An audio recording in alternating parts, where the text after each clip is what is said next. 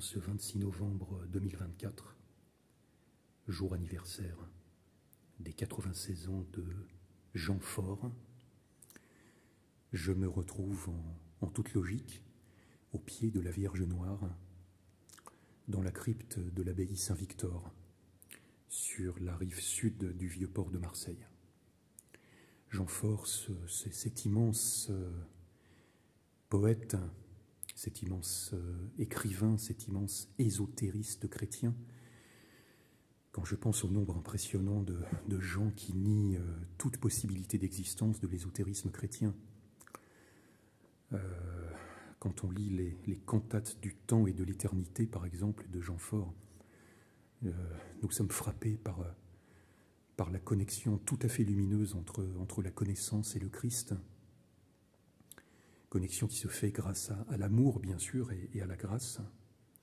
Mais Jean Faure, c'est aussi, bien sûr, le cycle de l'humanité adamique, étude de la cyclologie traditionnelle et de la fin des temps, puisque Jean Faure était féru d'eschatologie. Et puis un ouvrage qui me hante, qui est La France mystique, de la Gaule à la fin des temps, sous-titré « Réflexion métahistorique sur l'histoire de France ». Jean Faure y démontre notamment que l'hexagone est directement issu du verbe créateur dont le nombre symbolique est 6. Mais laissons-lui la parole. La base de la fécondation spirituelle de la Gaule est la famille de Béthanie, celle de Lazare, le ressuscité.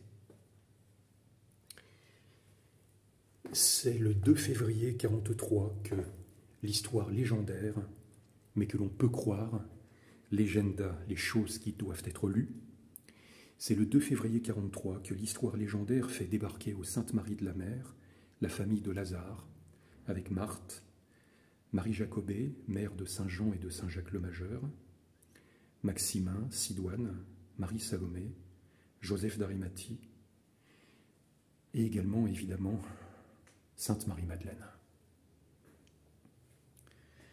Comme ces noms fleurent bon la Provence, ajoute Jean Faure, les Juifs les avaient placés dans cette barque sans voile ni vivre, dans l'intention évidente de s'en débarrasser définitivement. Et Jean Faure de préciser que le 2 février correspond non seulement à la fête de l'Imbolc des Celtes, et également à la Chandeleur, la présentation de Jésus au Temple.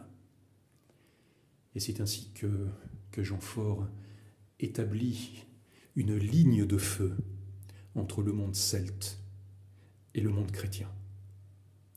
Jean Faure, je te salue.